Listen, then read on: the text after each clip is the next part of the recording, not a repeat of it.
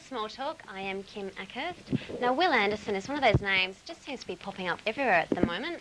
Son of a dairy farmer, he's the co-host of the Triple J Breakfast program, host of the ABC's Glass House, writer for Cosmopolitan magazine, and a stand-up comedian, which makes him a very busy beaver indeed. So luckily he's taken some time out of this schedule to come into Chaos for a bit of small talk. Please welcome Will Anderson.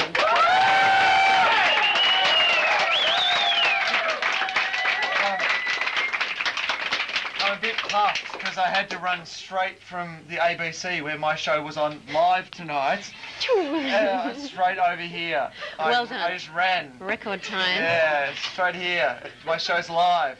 Live as. Anyone saw me on Friday night when my show was meant to be on, you're dead. I think I'm going to start by giving you the right to reply. The metrosexual, the idol of the 21st century man. How do you feel about it? I'm more your get-no-sexual. I have my own little category. I like the idea that everyone's doing what David Beckham does now. It just doesn't matter. They should call it Beckham sexual because it's really just whatever. But it's true. Did you read in Japan, females were getting their pubic hair like the little mohawk and dyed blonde, and they were calling it the Beckham. I'm serious. Like, and now he's got like the long hair and the kind of the plaits and the dreadlock. I don't know what they're doing down there now. Wow. But I hope they're not, Well, you're not going to set any standards like that for us, though, well, are you? I just hope, like, girls in the western suburbs start getting the Willie Mason. So... Now, you actually started out as a journo for the Financial Review. Yep, that's true. So, the jump to comedy, where did that come from? Well, I was like, the person who always just wrote the stupid headlines. Like, I always loved that sort of thing, my favourite headline of all time in the newspaper was "Prostitutes Appeal to Pope." And which I love, but I always like those comedy headlines and stuff. So I just that was where the jokes came from in the first place. Oh, my other favourite one of all time was there was that bowler, Murali, in the cricket, the one who chucked. Oh yeah. And he got called by an umpire called Daryl Hare in Australia. Then he went on his next tour, and the headline in the paper was because he didn't get called and because Daryl Hare wasn't umpiring. And the headline in the paper was "Hair or no hair, Murali's balls are clean." That's a good headline. But you can't claim fame for that one, can you? No, shame. So we have a segment here on Chaos TV called In Stitches where we try and promote comedians. What have you found is the most difficult thing about doing stand-up comedy? Like heckling, probably. Like, you get heckled, like, lots, and sometimes you can't deal with it. My favourite stand-up comedy story wasn't about me, but was a guy who was playing the Edinburgh Fringe Festival. He'd been on stage for 20 minutes, hadn't got one laugh. Like, not one. And all he wanted was one laugh to get off stage. But by now, it's like watching a car accident in slow motion. People are just going, "No!" There's tumbleweeds rolling across the front of the stage. This poor guy, so he's running out of material. He thought, I'll go to the crowd, I'll do a bit of what's your name, where are you from, that sort of stuff. He's gone through the crowd. He's gone to each table. He's gone to 6 tables. Finally got to this table. He's going, "Hi, what's your name?" The bloke goes, "Dave Allen." This guy is, Dave Allen, very famous Irish comedian. But this guy is so nervous. He's been on stage for 35 minutes, no laugh. He doesn't recognise him. He's gone, "Dave, what do you do?" Dave Allen's just looked back at him and gone, "I'm a comedian." "What do you do?" Ow. Yeah, for sure. Can't come back with that one, can you? Now, there's a bit of a tendency, and I think you're among it, where people in the entertainment and media industry are kind of in print, they're in broadcast. Why do you think there's a bit of a trend at the moment to kind of saturate the media with one person's opinions? I work for the ABC, so I need to have 5 jobs to pay my rent. It's just like, like if I wasn't doing the Cosmo column or whatever, I'd be out in the street, with tambourines between my knees playing, like blowing in the wind. I have to pay my rent, you know. Basically that's what it is at the end of the day. Just it's a rent payer.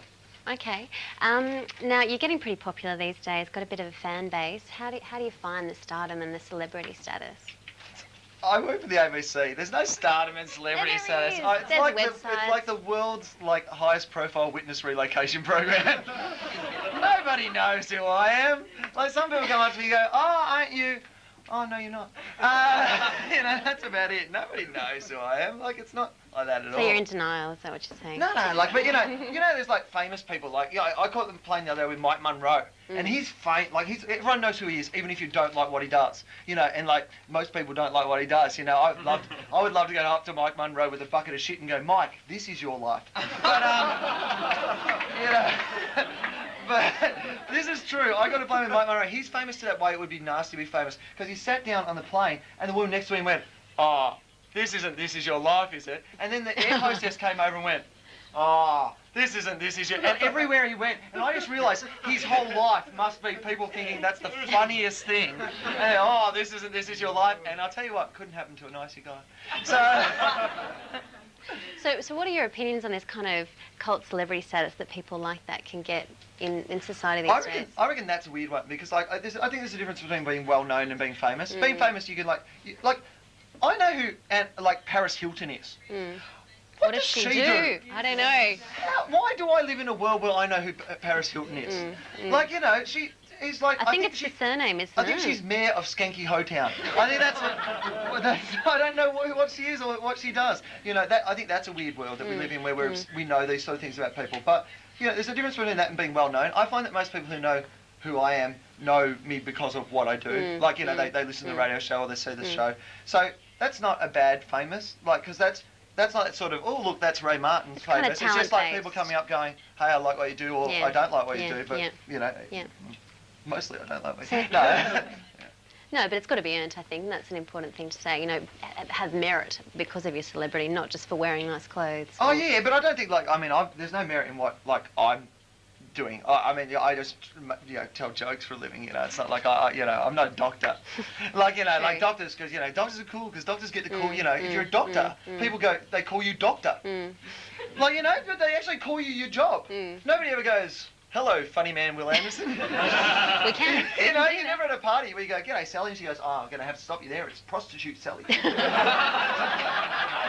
You know, have you ever pretended to be a doctor on a plane just to get an upgrade? No.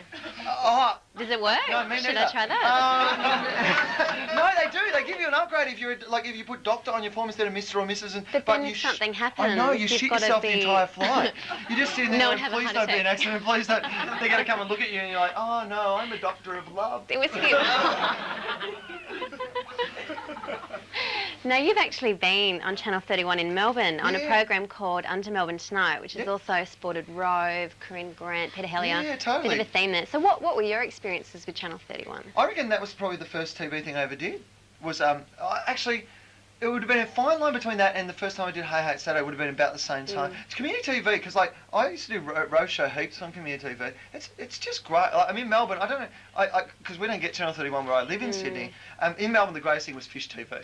You know Fish TV? Late night. Fish TV, where they just show a fish, like a fish bowl. It's like your TV is a fish bowl for people who don't have fish. Oh, it's the best thing ever. And it's on late at night, you know, nice backdrop. It's so good. You don't have to feed it. You come home, it's not dead. Seriously, they should have baby TV. You know? So, I mean, what did you learn from Channel 31? Like, do you think it's a good breeding ground for potential? Well, I think there's a couple of good things about it. One, it's not weighed down by what you have to do, which is, I think, a beautiful thing because the more you get up in your TV world, the more people are constrained by. I mean, they were talking earlier about American Russo's show. Like, I started work with American Russo when they first started in comedy. Funniest guys in the world. Just hilariously wild, would do anything sort of guys. You end up going through your life to a point where you're working at Channel 9 on this sort of show, and they're still wonderfully entertaining guys, but there's so many constraints on what you do. You know, that's why, like, you know, at the ABC, you have a little bit more freedom than you do at, like, you know, commercial networks. But still, at the end of the day, there's, you know, apparently, you're not allowed to call the Minister for Communications a pig rooter. So, I didn't know. They didn't write it down. And he didn't root a pig. I just have to point that out. The pig said no. But see, you can say that here and we don't mind. See, there's not going to be a backlash from that kind of comment here. So. No, that's cool. I like this. This is the greatest thing ever. This is like the coolest little... Like, I really kind of feel like we're in communist... Like, you know, what, a communist country. And, you know, like, and we're a rebel TV station. And we're the only ones... In fact, it's kind of like Terminator. And we have to all go back to, like, impregnate people to save them. Let's do it now. Come on. Oh, it's all happening here in Chaos. All right, well, we'll have to leave it there. Thanks so much for coming in, Will. Thanks for having me. It's been a pleasure. It was awesome. It was awesome. Great. And I'll be back in a couple of weeks with another guest. Thank you.